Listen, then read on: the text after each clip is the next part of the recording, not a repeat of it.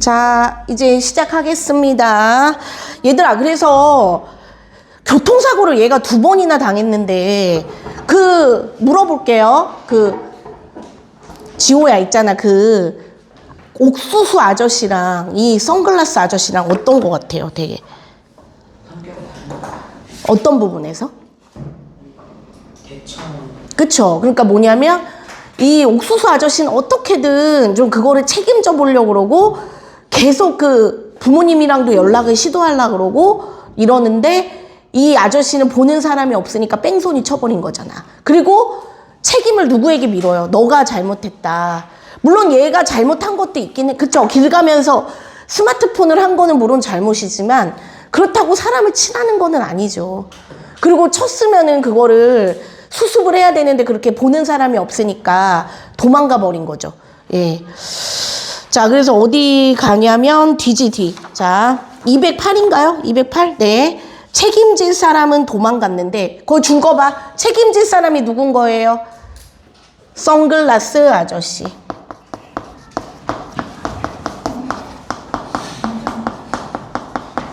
선글라스 아저씨죠. 나더러 어쩌라는 건지 모르겠다. 이대로 가면 덤터기가 뭔 줄 알죠? 누명. 한마디로 누명 쓰는 거예요. 책임이나 누명. 네.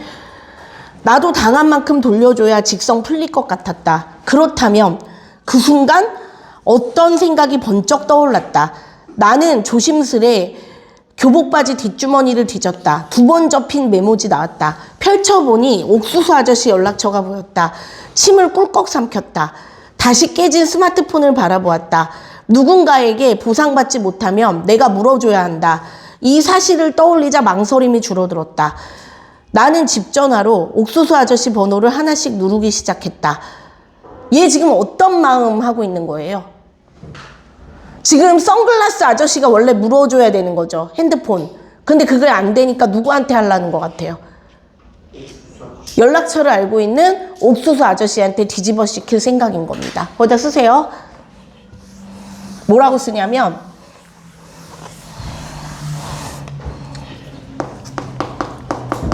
옥수수 아저씨에게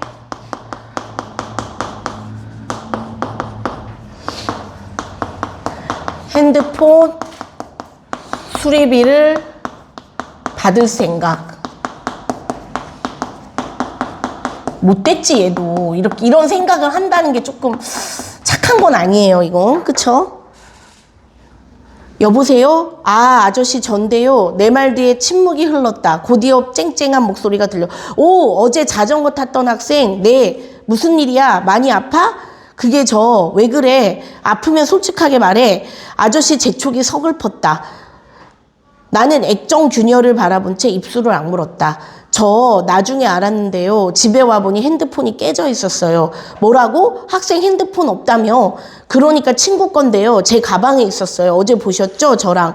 아, 같이 자전거 탔던 친구? 네. 다시 정적. 얘들아, 정적은 뭔지 알죠? 조용한 거.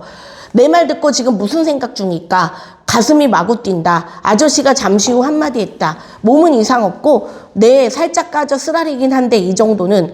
하하, 왠지 말투가 비굴하게 나갔다. 이러다 의심받는 건 아니겠지. 얘의 목적이 뭐예요?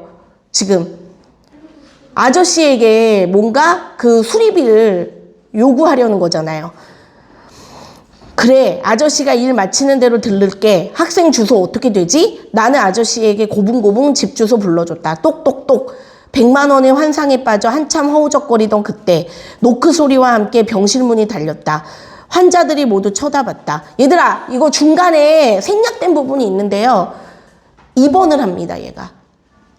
입원을 해가지고 100만 원 얘기가 뭐냐면 주변에서 그렇게 사고 났으면 합의금으로 100만 원은 받을 수 있다더라, 약간.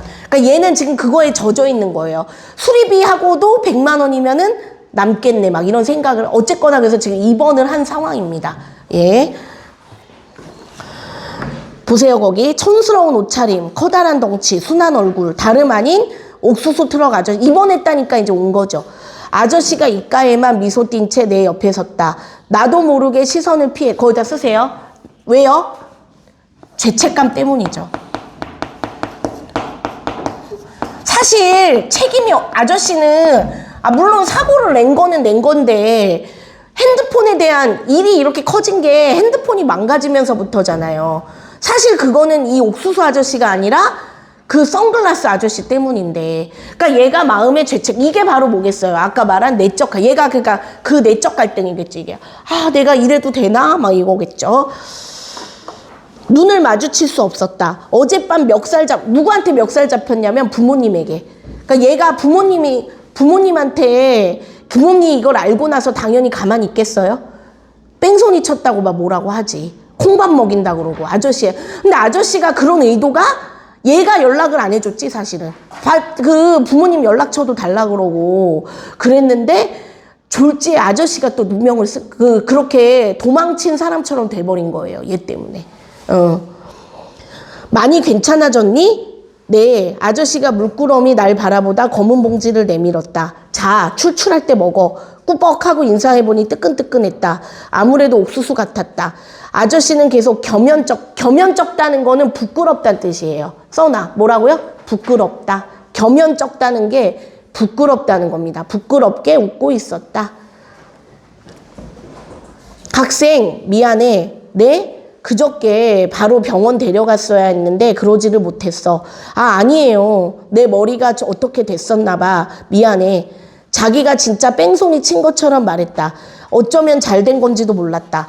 그리고 한동안 침묵을 흘렀다. 서로 아무 말도 않고 있으니 무척 어색했다. 삐리리 마침 아저씨 핸드폰 울렸다. 날뛰 낡은 핸드폰을 꺼냈다. 여보, 부인인 것 같았다. 통화 나누는 아저씨 말투엔 다정함과 다급함이 섞여 있었다.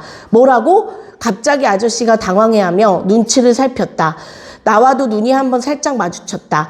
내게 잠시 기다려달라 눈짓하고는 병실 바깥으로 나갔다. 무슨 일인지 살짝 궁금해졌다. 1분쯤 지났을까? 옆 할아버지가 담배 링거 들고 어슬렁어슬렁 병실 밖으로 나갔다. 에어컨 틀었는데 문을 안 닫았다. 저 할아버지 진짜 민폐네, 민폐. 그쵸? 예. 복도 어수선한 잡음이 크게 들려오기 시작했다. 다른 환자들은 아무도 신경 쓰지 않는 분위기였다. 나는 눈살 찌푸리며 문 열린 쪽을 바라봤다. 아저씨가 보였다. 문 옆에 뒤돌아서서 굳은 자세로 통화하고 있었다. 뒷모습 보니 핸드폰만 낡은 게 아니었다. 빗바래고 목 늘어난 티셔츠, 쭈글쭈글하고 헐렁한 반바지, 낡은 운동화를 구겨 신은 모습. 그거 이렇게 해봐.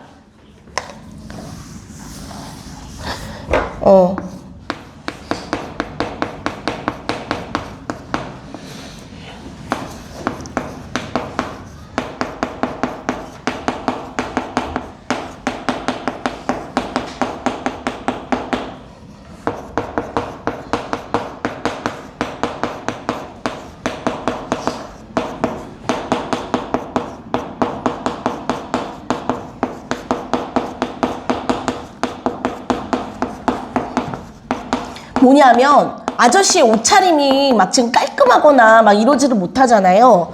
넉넉하지 못한 것도 있을 거고 장사하느라 지금 옥수수 얘들아 생각해봐.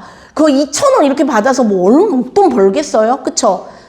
겨우겨우 근근히 그러는데 얘가 이제 그걸 유지하느라고 어려운 상황인 거예요. 그게 느껴지죠. 이 옷차림이나 이런 거에서도. 게다가 지금 전화를 받은 폼이 뭔가 또 다급함, 아까 다급함이 묻어 있었다 그랬잖아요. 또 일이 뭔가 있는 것 같습니다. 주의를 기울이자 쨍쨍한 아저씨 목소리가 간간히 들리기 시작했다. 어느 순간 중환자실이라는 말이 들렸다. 뒤이어 산소호흡기도 알아들었다. 이거 설마 내 얘기 아니지? 여기까지 파악했을 때 아저씨가 통화 끝내고 다시 병실로 들어왔다. 나는 텔레비전 보는 척 하다가 아저씨가 다가올 때 자연스럽게 쳐다보았다. 아저씨 표정이 아까보다 더 어두워졌다. 학생, 미안한데 오래 못 있겠어. 왜요? 무슨 일 있어요? 아저씨는 탄식 섞인 한숨을 뱉었다. 늦둥이 아기가 있는데 많이 아파. 거기 쓰세요. 아저씨의 처지.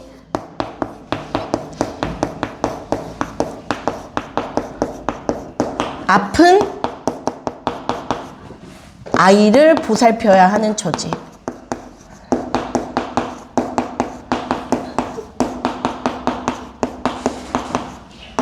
그러니까 뭐냐면 애가 아프니까 병원비도 많이 들 거고 그 다음에 마음도 너무 괴롭겠죠. 그래서 니네 정말 별게 없는 것 같더라고요. 난 뭐냐면 너네도 감사하게 생각해요. 그래도 이 정도까지 이렇게 어디 아프지 않고 그쵸? 뭐 자기 외모에 대한 불만이 있을 수도 있는데 아 나는 왜 근데 그거보다도 튼튼하잖아. 이상 없잖아. 그러면은 정말 감사해야 되는 것 같아요. 건강하게 진짜 어디 뭐 심장이라든지 어디 뭐 이렇게 이상 없고 건강한 게 진짜 최고 같아요. 그쵸? 자 보세요. 아기요? 어디 아픈데요? 천식. 너네 천식 아시죠? 천식. 이거 천식인 사람들은 그걸 갖고 다녀요. 그래서 이거 호흡기 그거 응급실 자주 가는데 이번에 심각한가 봐. 방금 중환자실로 옮겼대. 사실 학생이랑 사고 났을 때가 아기 상태가 심각하대 가지고 장사 접고 달려가던 처음에 그때 너무 정신없어 연락처만 그러니까 이게 아저씨가 왜 그때 그렇게 그냥 가버린 이유가 이거였던 거죠. 안 그랬으면 이 아저씨가 부모님을 확 만났든지 아니면 병원에 끌고 갔겠지. 아저씨 말에 아무런 대꾸도 할 수가 없었다. 갑자기 머리가 혼란했다. 왠지 선글라스 아저씨가 이 광경을 봤다면 나를 실컷 비웃을 것 같았다. 학생 이름이 현성이라고 했지? 네. 현성아, 아빠한테 말 좀 잘해줘. 아까 오면서 통화했는데 나를 뺑소니로 고소하겠대. 내가 그래도 노력했잖니. 네, 맞아요. 이 아저씨가 뺑소니라니. 아빠 한술 더 뜨고 있었다. 서글프게 웃는 아저씨를 보니 내 마음이 아려오기 시작했다. 아저씨가 주머니를 주섬주섬 뒤지고 무언가를 꺼내 내밀었다. 급하게 오느라 음료수도 못 사왔네. 나중에 마시는 거라도 사 먹어. 10,000원짜리 지폐였다. 그것도 땀에 쩔어 쭈글쭈글 시든 백춘. 그러니까 이것도 이런 거죠. 그 돈도 아저씨가 힘들게 번 돈. 아니에요. 괜찮아요. 괜찮긴. 어서 받아.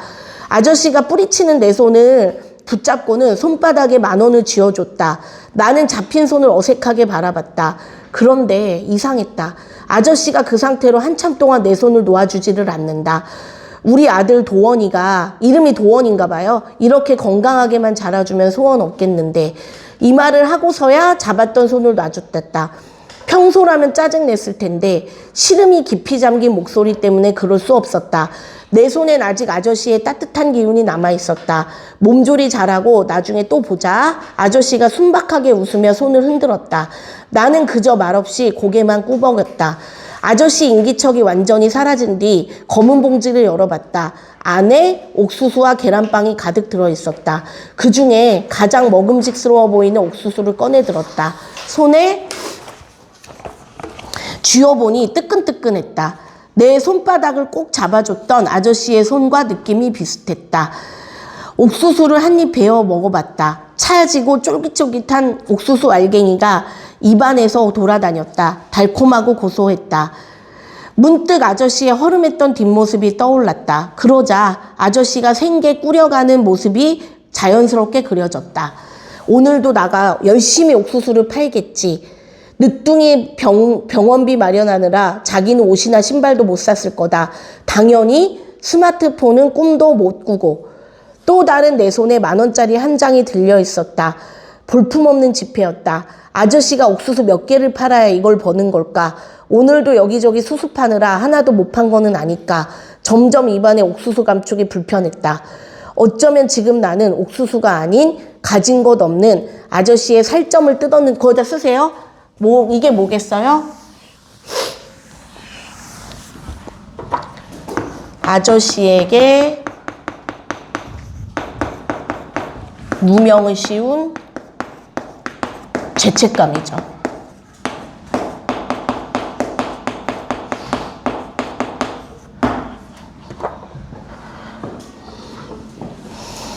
정신이 번쩍 들었다. 주위를 한번 둘러보았다. 이 병실에 아파서 들어온 환자만 있는 게 아니었다. 안 그러면 대학생 형이 저렇게 병실을 자주 비울 리 없었다. 너네 이른바 나일론 환자라고 알아요? 알아 몰라? 나일론이 뭔지 알죠? 이게 쭉 늘어나는 거. 그러니까 뭐냐면 진짜 아파서가 아니라 병원비나 이런 거, 그 보험 그런 것 때문에 죽치고 있는 환자들을 나일론 환자라 그래요. 안 아픈데, 알겠죠? 안 아픈데 입원하고 이러는 경우. 이게 그런 거죠. 예. 그런데 돌아와 환자복만 입으면 신기하게도 죽은 사람처럼 누워있대요. 그건 나도 마찬가지였다. 나 역시 죽어 있었다. 줄 그세요. 나 역시 죽어 있었다. 거기다 뭐라고 쓰냐면 나 역시 죽어 있었다. 정말 죽었다는 게 아니고 무슨 말일 것 같아요? 나의 양심이 죽었다는 말이에요.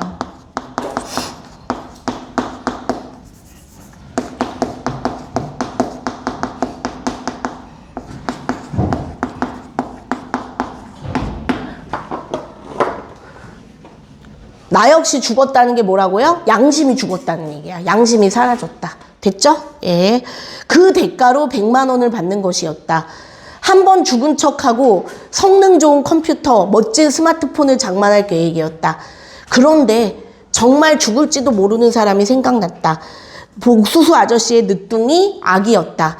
산소 호흡기 쓰고 힘겹게 숨쉬는 그 녀석은 진짜였다. 내 손에 들린 옥수수는 아직 따뜻했다.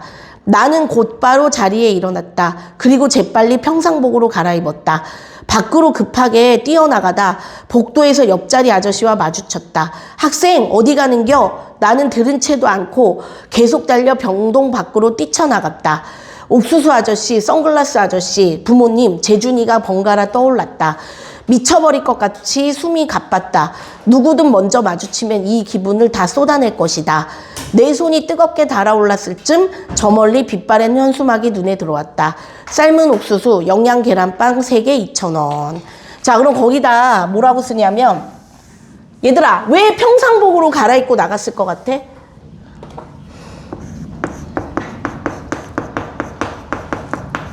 사실을 털어놓기로 결심한 거죠. 누구에게든. 뭐 아저씨일 수도 있고 부모님일 수도 있고 재준일 수도 있고. 그래서 이제 여기 그 말이겠죠. 누구든지 마주치는 사람에게, 그러니까 이제 자기의 이거를 털어놓아야 되겠다. 그러니까 결심을 한 거예요. 갈등을 하다가 그동안 숨기고 있다가 이제 털어놓기로 한 거죠. 나의 결심이 이게. 사실을 이제 자기가 이렇게 아저씨에게 누명을 씌웠다, 핸드폰이 망가졌다는 누명을 씌운 것을 말하기로 한 거죠. 알아두시오. 그래서 얘는 어떻게 갈등을 해소한 거예요, 여러분? 양심 선언을 하기로 한 거죠, 그러니까. 자기의 잘못을. 근데 얘들아 있잖아. 얘랑 비슷한, 얘가 나올 때 저번에 철산중도 그렇고요. 같이 이렇게 좀 이 작품이 소개될 때 많이 나오는 작품이 하나 있어요. 그거를 잠깐 언급을 해드릴게요. 한쪽에 어디 빈 공간이 있을까요?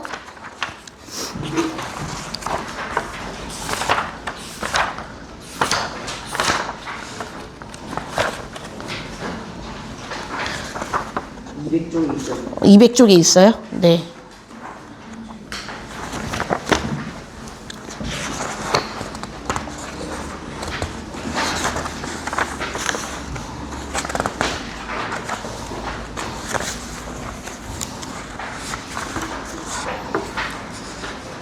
아, 200쪽. 그래, 200쪽에 그럼 조금만 써주세요. 얘를 할 때 같이 알아두면 좋은 작품이라. 자, 써보세요.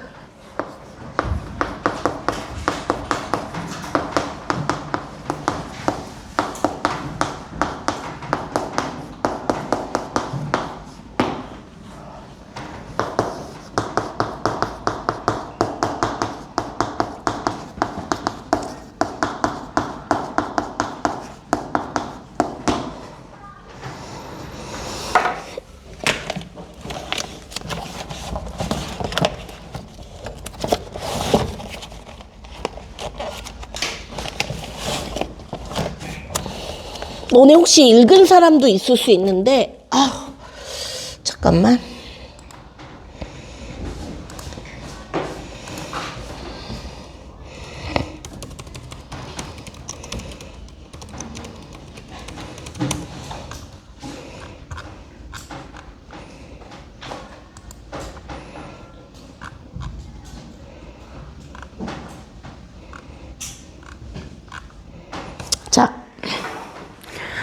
이 작품이 이것도 이제 교과서에 많이 수록된 작품입니다.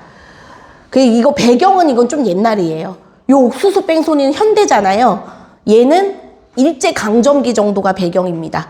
그래서 이제 주인공이 뭐냐면 얘는 1인칭 주인공 시점은 아니에요. 주인공이 문기라는 아이예요. 이 문기가 그런데 어떤 일이 벌어지냐면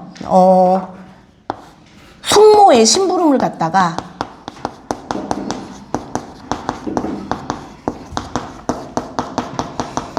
거스름돈을 많이 받게 돼요.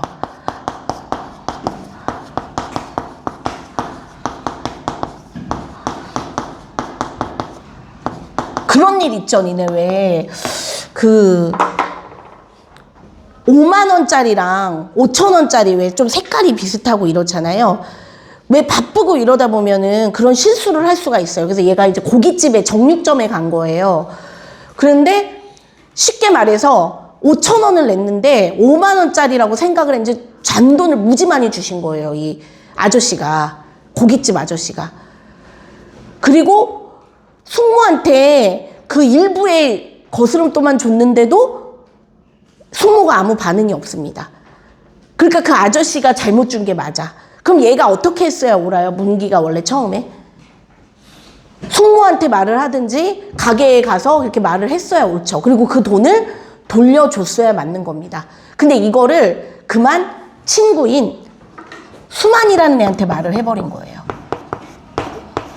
근데 이 수만이라는 아이가 질이 나쁜 애였던 거예요. 얘가 야, 그거 왜 돌려주냐고. 그거 우리 쓰자고. 그러면서 갖고 싶던 거 있죠. 막 공, 망원경 막 이런 거를 막 사요. 그러더니 뭐라고까지 하냐면 니네 왜 이렇게 왜 게임 같은 거 있죠. 이렇게 돌아가는 거 이렇게 찍어가지고 돌아가는 옛날에 그런 거를 사서 애들 보여주면서 돈을 받자는 거예요. 그러면 우리 용돈 벌 수 있지 않냐. 그런 계획까지 세워요. 무서운 애죠. 그러니까 뭐냐면 어떻게 보면은 숙모의 돈이었고 그 아저씨의 돈인데 저 아이는 그 문기를 옆에서 이렇게 조종해서 그렇게까지 할 생각이었어요. 근데 아니다 다를까 얘가 좀 이상해지니까 외삼촌이 눈치를 채요. 그리고 얘가 왜 외삼촌이라 사냐, 삼촌이라 사냐면 부모님이 안 계세요. 부모님이 이제 상황이 그래서 이제 아빠는 돌아가셨나 그러고 엄마 아픈가 이래. 그러니까 즉 하여간 정상적으로 그 두 분이 케어를 못 해요. 그래가지고 여기 이제 이 외삼촌이 애를 그래서 뭐라고 얘기하면 너가 이러면은 그래서 너 왜 이렇게 자꾸 그러니까 얘 수만이랑 어울리느라고. 그리고 이제 삼촌이 그런 물건들을 본 거예요. 너 이거 어디서 돈 나서 이렇게 샀냐면서 꾸짖습니다. 그때 얘가 양심이 어땠겠어요? 그 말을 듣는 순간 찔리겠지. 아 진짜. 그래서 어떻게 하냐면 일단 그 공과 망원경을 버려버려요. 일단은 보기가 그 다음에 어떻게 하냐면 돈을 꽁꽁꽁꽁 싸가지고 남은 돈을 그 정육점 앞마당 있죠. 거기다가 픽 던집니다. 그러고 나서 마음이 좀 후련해져요. 그래서 이제 얘는 됐다고 생각을 했겠죠. 근데 누가 남았어요? 수만이가 남았던 거예요. 제가 가만히 있겠니? 그래서 뭐라 그러냐면 너 왜 돈 안 내놓냐니까 돌려줬다니까 그 말을 믿냐면서 안 믿어요. 너 안 내놓은 너 그러면은 막 그래서 뭐 문기는 땡땡땡 했대요. 막 그러니까 땡땡땡이 뭐겠어요. 뭐 도둑질 했대요. 이렇게 자꾸 협박하고 막 놀려요. 그러면서 막 아주 집요하게 쫓아다니고 그래요. 돈 내놓을 때까지. 그러니까 얘가 문기가 어떻게 했냐면 외숙모 돈에 손을 대요. 이번에는 지갑에서 돈을 샜는데 그거를 심부름하는 여자아이가 누명을 써요. 점순이랑 그 심부름하는 얘가 걔가 훔쳤다고 생각을 해요. 집에서는. 그래서 얘가 너무 마음이 안 좋은 거죠. 그 제목이 하늘은 말 것만이죠. 하늘이 바로 양심이에요. 그래서 얘가 너무 괴로운 차에 근데 마침 학교에서 도덕 수업을 하는데 양심에 대해서 수업을 한 거예요. 선생님이.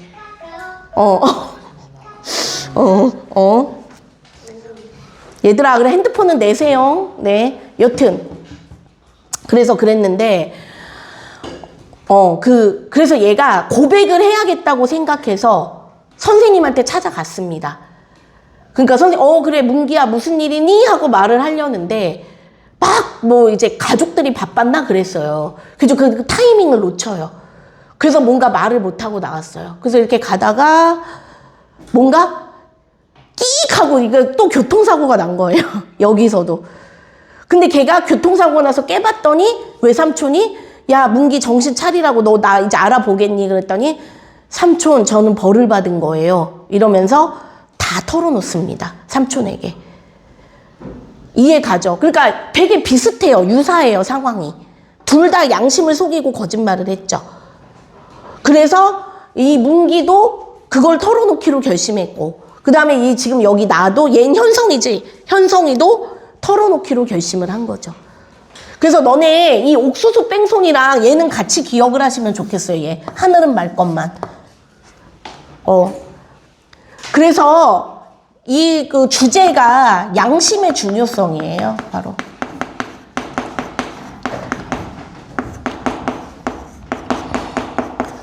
그래서 옥수수 뺑소니의 주제도 그렇지만 양심의 소중함이라는 거. 거기다 좀 이거 쓸 거는 좀 쓰시고 이걸 알아두면 좋을 것 같아요. 이 작품. 현덕, 하늘은 말 것만. 이거 그리고 길지 않아서 아마 인터넷 이런 걸로도 찾아서 읽을 수 있을 거예요. 읽어보셔도 좋고요. 썼니? 네. 알아두세요, 작품. 네. 자, 이제 넘어가도 될까요? 자, 그럼 어디를 보시냐면, 자, 맨 뒤에 그거 학습활동인가 있죠, 그거. 아니, 그거. 제재정리. 네. 213쪽에. 네. 작품 개관부터 볼게요. 단편은 짧은 소설을 얘기해요. 현대소설, 오늘날 쓰여진 현대소설이고, 개인적이고 성찰, 동그라미 성찰이 반성한다는 얘기죠. 자기를 돌아보고 반성하는 내용. 글감은 2번의 교통사고, 제재, 글감, 소재. 그 다음에 주제, 눈앞의 이익에 휘둘리지 말고 진실한 마음. 그러니까 뭐예요? 양심의 중요성이죠. 그러다 추가해서 쓰세요. 그 옆에다. 양심의 중요성. 그 주제 옆에다 쓰세요. 양심의 중요성. 됐니? 양심의 중요성. 그 다음에 특징. 1인칭 주인공 시점 줄 그세요. 1인칭 주인공 시점이고요. 2번의 교통사고가 나지요. 그래서 나의 자신의 속마음을 솔직하게 전달하는 형식이다. 시간 흐름에 따른 이 심리 변화가 나온다. 네. 그러니까 처음에는 어땠어요? 처음에는 교통사고장에서 별 생각이 없다가 그러다가 이제 나중에 핸드폰이 망가진 거를 알고는 돈을 좀 뜯어내야겠다 이런 결심을 했다가 나중에는 이제 아이가 아프다 이런 거를 알고 난 다음에 이제 양심의 가책을 받은 거죠. 거기 발단 있죠? 발단. 나는 정우가 그것 좀 읽어줄래? 나는 거기 발단. 나는 친구 재준이와 자전거 경주를 거기다가 옥수수트럭을 치우더라. 그 다음에 규원아 전개는? 골목에서 검은 승용차에 치였으나 검은 선글라스를 쓴 운전자는 나의 탓을 하면서 사라지고. 아주 못된 아저씨지. 지원아 위기. 나가 자동차에 치였다는 사실을 아는 부모님은 옥수수 아저씨를 뺑소니 놈으로 몰고 나를 이만시킨다. 그 다음에 진아야 절정. 허전한 외식으로 찾아와 사과를 하는 옥수수 아저씨에게 위독한 늦음의 아내가 있기를 사실을 알게 된다. 그 다음에 이제 결말에 준석이 읽어볼래? 그래서 뛰쳐나간 이유는 아마 아저씨나 부모님에게 양심 선언을 하기 위한 거였을 확률이 크다. 자, 거기 서술 방식, 서술자, 작품 속 등장인물인 나, 자신이 겪은 일과 그때의 감정을 거기다 쓰세요. 1인칭 주인공. 너네 거의 다 지금 배운 작품들이 1인칭 주인공이죠? 1인칭 주인공 시점.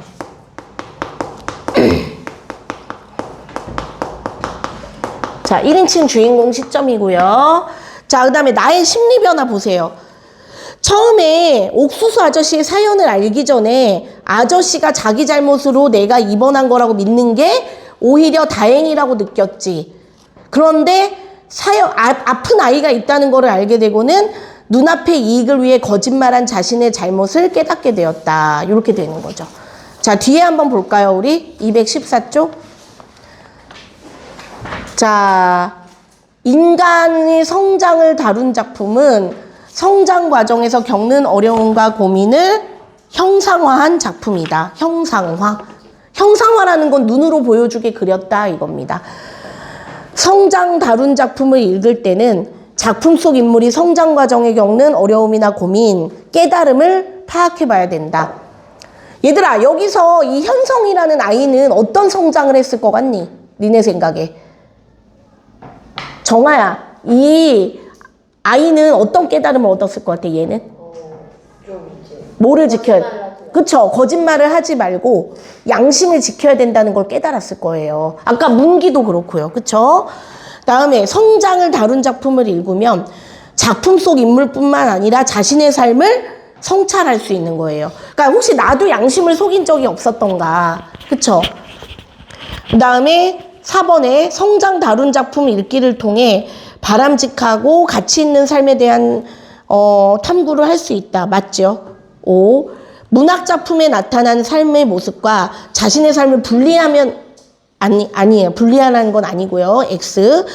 옥수수 뺑소니 서술자는 작품 속 등장인물인 나다. 맞죠? 나면서 주인공. 그 다음에 옥수수 뺑소니의 트럭 아저씨는 최신형이 아니고 오래된 핸드폰이었죠. X. 옥수수 뺑소니의 옥수수 트럭 아저씨는 자신이 한 일에 대한 책임감을 갖고 있죠. 5. 그러니까 끝까지 그 부모님이랑도 연락하려고 그러고 병원도 찾아오고 그러죠. 다음에 나는 재준이와의 자전거 경주에 뭐가 걸린 거라고 생각했죠? 자존심. 나는 학교에서 컴퓨터 인터넷 요금을 지원받는다고 했죠. 옥수수 트럭 아저씨가 나에게 준 따뜻한 옥수수는 옥수수 트럭 아저씨의 따뜻한 마음을 대변한다. 네, 따뜻한 마음이에요. 그 다음에 자 12번 한번 볼까요? 12번. 네. 트럭 아저씨에 대한 나의 마음이 바뀌게 된 계기 뭐예요? 제일 큰 이유가 뭐였죠? 그쵸? 아픈 아이가 있다는 거, 이 아저씨에게. 5번.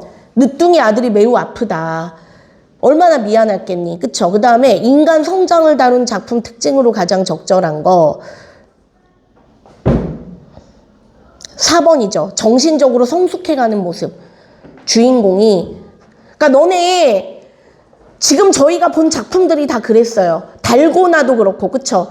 달고나에서도 첫사랑에 실패했지만 가족의 사랑으로 일어나는 모습. 그 다음에 내 이름은 백석도 아빠, 많이 배우지는 못하셨어도 자랑스러운 나의 아빠에 대해서. 그래, 다 이것도 거짓말을 하면 안 된다는 어떤 가르침. 그러니까 여러분 지금 배운 작품의 공통점들을 한번 다 생각해 보세요. 그러면 너네가 이제 중1 학교 가서 국어 시간에 배울 그게 좀 힌트가 보일 겁니다. 자, 그럼 거기 볼게요. 재준이와 도로에서 자전거 경주를 했다. 뭐예요? 그쵸, 디귿. 재준이에게 질까봐 긴장되었다. 그 다음에 옥수수 트럭이 자전거 옆을 스쳐 지나갔다. 뭐죠, 이거는? 리을. 핸들을 과하게 꺾을 정도로 놀랐다. 그 다음에 옥수수 트럭 아저씨의 어려운 사정을 알았다. 기억. 그 다음에 낡은 휴대폰을 볼 때 폴더형 휴대폰을 쓰는 사람이 별로 없으니까 놀랐다. 니은. 네, 됐죠? 예. 그래요. 그러면 남은 시간 동안 얘들아 뒤에 216쪽 하고 계셔 보세요. 그리고 이제 크로스 하겠습니다. 예, 뒤에 거 216쪽 하고 계세요. 네.